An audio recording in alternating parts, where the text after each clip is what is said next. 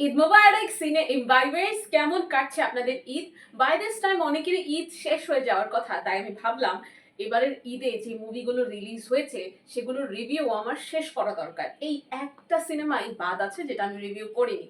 আপনারা নিশ্চয়ই বুঝতে পারছেন। ইয়েস, আজকের ভিডিওতে আমরা কথা বলবো আফরান নিশো অভিনীত দম সিনেমাটি নিয়ে।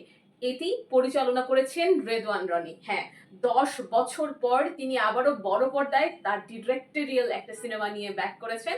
এই সিনেমায় নায়িকা হিসেবে আছেন পূজা চেরি। এই সিনেমাটা কেমন লাগলো, কি হলো না হলো, সেগুলো নিয়ে কথা বলবো বিস্তারিতভাবে। তাই আর দেরি না করে grab your popcorn, settle in and let's get into the movie.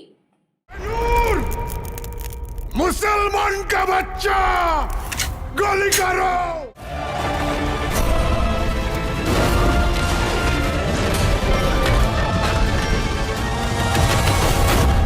I'm vengeance.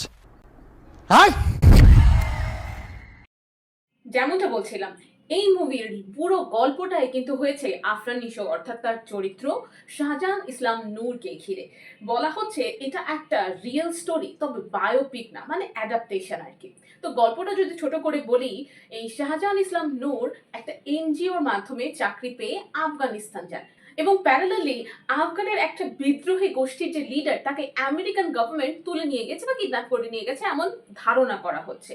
তো আফগানের ওই বিদ্রোহী গোষ্ঠী চিন্তা করে যে যেহেতু এই শাহজাহান ইসলাম নূর একটা এনজিওর মাধ্যমে এসেছে এবং ওই এনজিওটা আমেরিকান, তার মানে তারা তাদের ওই লিডারের এক্সচেঞ্জে এই শাহজাহান ইসলাম নূরকে আমেরিকাকে দেবে এবং তাদের লিডারকে ফেরত নিয়ে আসবে। মূলত এইটাই গল্প, এইটাকেই ঘিরে পুরো সিনেমাটা করা হয়েছে। এক কথায় বলতে গেলে এটা একটা সার্ভাইভাল স্টোরি। চলুন এবার কথা বলি মুভির পজিটিভস এবং নেগেটিভস নিয়ে। পজিটিভ অ্যাসপেক্টের শুরুতেই কথা বলবো মুভির ভিজুয়াল প্রেজেন্টেশন নিয়ে। 10 বছর পর রেদওয়ান রনি আবারও বড় পর্দায় ব্যাক করলেন, অর্থাৎ 10 বছর পর তার নতুন সিনেমা আসলো, আর সেটাই এই দম।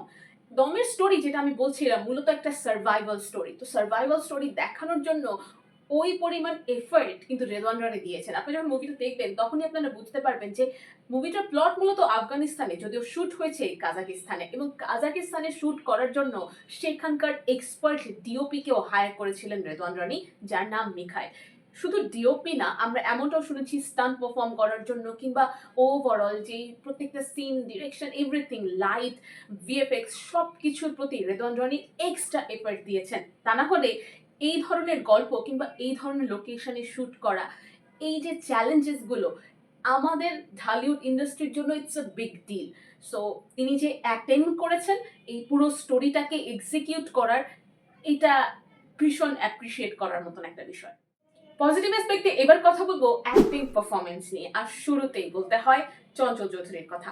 আমরা জানি চঞ্চল চৌধুরী আসলে কোন মাপের একজন অভিনেতা এবং তিনি ঠিক কি কি ধরনের ক্যারেক্টার, কোন কোন চরিত্র তিনি এই পর্যন্ত অ্যাটেম্প করেছেন। এই সিনেমাতেও কিন্তু আমরা তাকে খুব ভিন্ন জনরার একটা চরিত্র দেখলাম করতে, এবং একই সাথে যে কনভিকশনের সঙ্গে তিনি পুরো রোলটাকে প্রেজেন্ট করেছেন সেটা নিয়ে আসলে নতুন করে বলার কিছু নেই। At the same time Puja cherry usually যেই টাইপের রোল করে থাকেন, তার ইউজুয়াল যে টাইপের ক্যারেক্টারিস্টিক থাকে সেইগুলো থেকে তিনি বের হয়ে একদম নতুন কিছু করেছেন।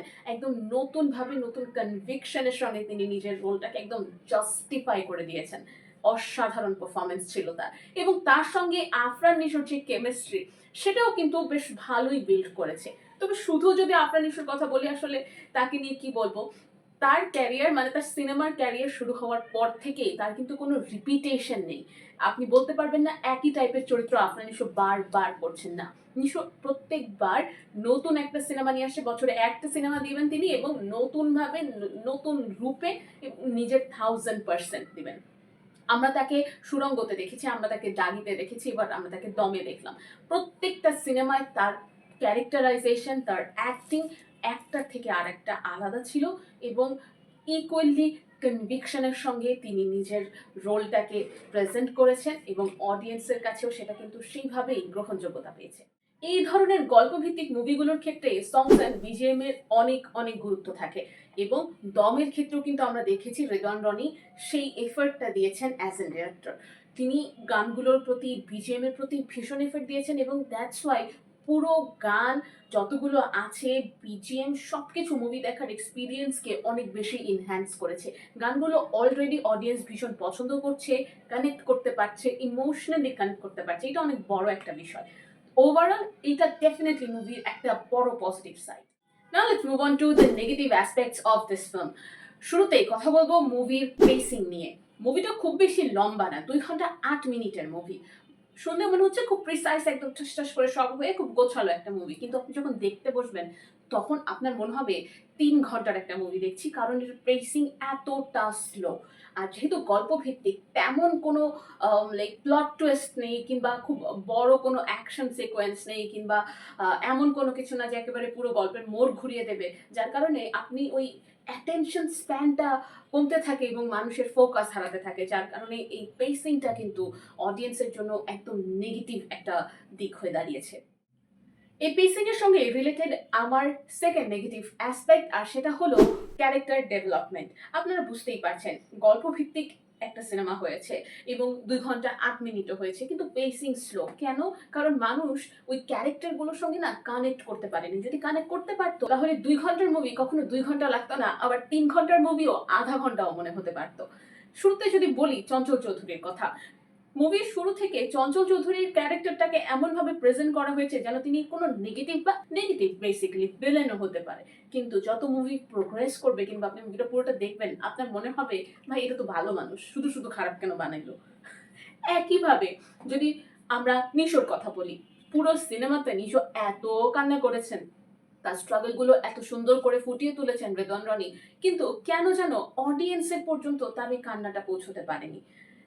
আমি দেখেছি কিছু কিছু অডিয়েন্স তার ওই কান্নার সিকোয়েন্সে কিংবা তার ওই ইমোশনাল সিনগুলো বাদ দিয়ে ফোন চালাচ্ছে, রিলস হয়তো স্ক্রল করছে অর এনিথিং, বাট মানে ফোকাস শিফট হয়েছে।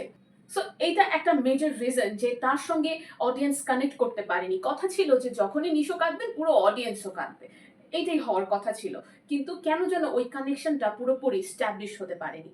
আমরা যদি এই একই ধরনের আরো দুটো মুভির কথা বলে থাকি, যেমন ডাঙ্কি কিংবা দ্য গোট লাইফ, এই দুটো সিনেমার ক্ষেত্রে কিন্তু অডিয়েন্স ভীষণভাবে কানেক্টেড ছিল, ভীষণভাবে, খুব মানে একদম আহামরি গল্প না, খুব বেসিক গল্প, অনেকটা সিমিলার, তারপরেও কিন্তু অডিয়েন্স অনেক কানেক্ট ছিল। সো সেইটা এই সিনেমার ক্ষেত্রে মিসিং ছিল। So that was the review of Dom. আপনারা মুভিটা দেখেছেন কিনা, দেখে থাকলে কেমন লেগেছে আমাকে অবশ্যই কমেন্ট সেকশনে জানাবেন। এখানে একটা জিনিস আমি উল্লেখ করতে চাই, অনেকেই বলছেন এই ডমটা হচ্ছে কপি করা হয়েছে দ্য গোট লাইফ, মালায়ালামে খুব সুন্দর যে সিনেমাটা করা হয়েছে দ্য গোট লাইফ, সেটা থেকে কপি করা হয়েছে। অ্যাকচুয়ালি কি তাই? মুভিটা দেখে আমার মনে হয়েছে না, কপি করা হয়নি। অনেকগুলো সিন বা মেইন স্টোরি কিছুটা মেলে, যার কারণে আপনার মনে হতে পারে যে এটা কপি, বাট না, এটা কপি না, ডেফিনেটলি কপি না, একদম ডিফারেন্ট একটা মুভি দুটো। And movie positive and negative দুটো অ্যাসপেক্টই বিবেচনা করে I am giving this movie 3 stars out of 5 stars. আপনারা জানাবেন আপনারা মুভিটাকে কত দিচ্ছেন, কেমন লেগেছে, আমার সঙ্গে আপনাদের কথাগুলোর মিল আছে কিনা, কিংবা নতুন কোনো পয়েন্ট আপনারা খুঁজে পেয়েছেন কিনা। অ্যান্ড যদি সিনে ইনভাইবসের রিভিউগুলো ভালো লেগে থাকে, don't forget to like, share, subscribe to সিনে ইনভাইবস।